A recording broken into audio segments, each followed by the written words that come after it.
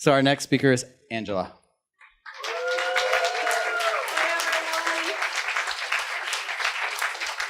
Hi, everyone. Can everyone hear me? I'm not used to mics. Can I move this down? Is that okay? Is that okay? Okay. All right. All right. So my name is Angela Horn, and I am a counseling psychology doctoral student here at IU. And I am actually a therapist in training also. I do some teaching also. So I'm excited to be here today to talk to you about a little bit about building a compassionate community through listening or helping skills.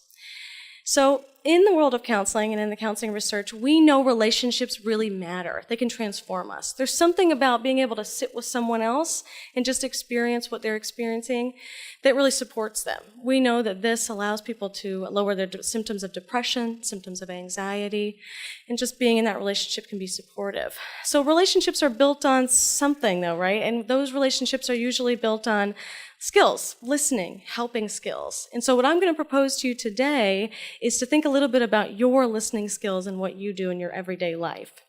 So importantly, I'm not asking you to be a therapist, right? I'm in training for that. I'm getting supervision. I'm going to hopefully be licensed someday. But I'm not asking you to do that in your everyday world. I'm asking you to just think about how you listen to others. Because my suggestion or my argument today for you is to think about how many folks are struggling today. If we even look at the news or listen to the radio, we know that people are in pain and are suffering. And we know 1 in 10 suffer from depression. 18% of people will experience an anxiety disorder in their lifetime. And so what I'm thinking about for you, and what I'll urge you to do today, is to think about how these micro skills that I'll give a couple to you might help build a stronger community in Bloomington and maybe globally just from these small relationships we build. So what I want you to do is think a little bit, take 15 seconds, and think a little bit about when someone really listened to you. How did you know they were listening? How did you know they cared about you? Take a few seconds for that.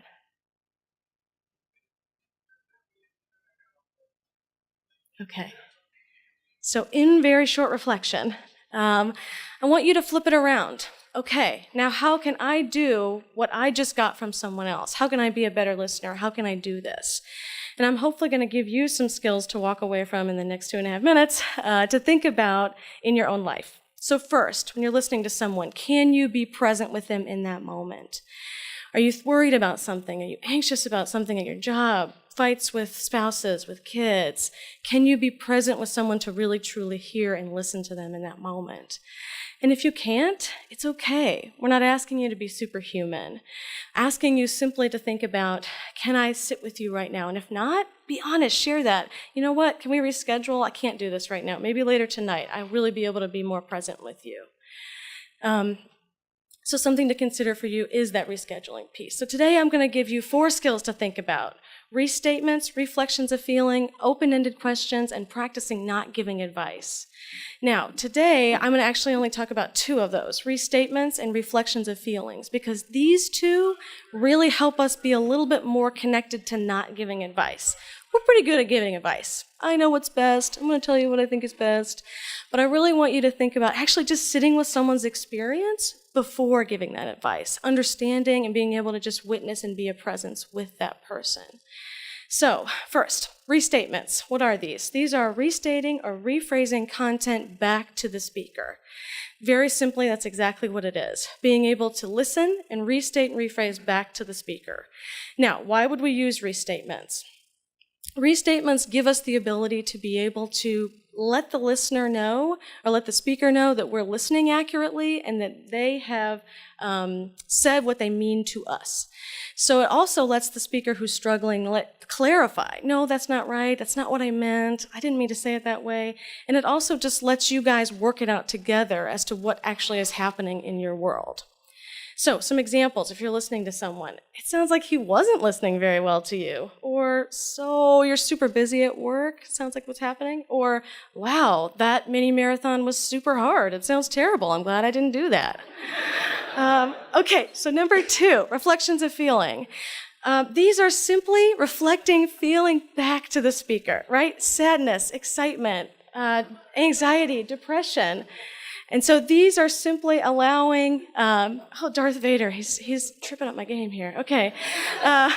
So why would we use reflections of feeling? They let you to be able to sit with someone who's present and let them sit in their emotion a little bit more. So if I'm sad, I want to just sit with someone else who's going to just be there with me in my sadness.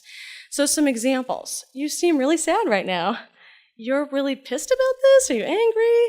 Or I'm not really sure what you're feeling. Are you scared about the future? Or something like, I'm also really excited for you that you finished that mini marathon. So what I want you to go out and urge you to do is practice these skills. I can give you a little bit of knowledge today to think about and to go back and think about, but unless you practice these, you're never going to be able to connect the dots to actually see if these work in your own life and with others. So what I'll leave you on is that good listening is not innate. Okay, we're not born great listeners. We have to become better listeners. And so what I urge you to think about for you is what's good listening, practice these skills, and do them intentionally. Be intentionally in the moment with your friend to build a stronger community here in Bloomington, but also hopefully globally. That's it. Thank you.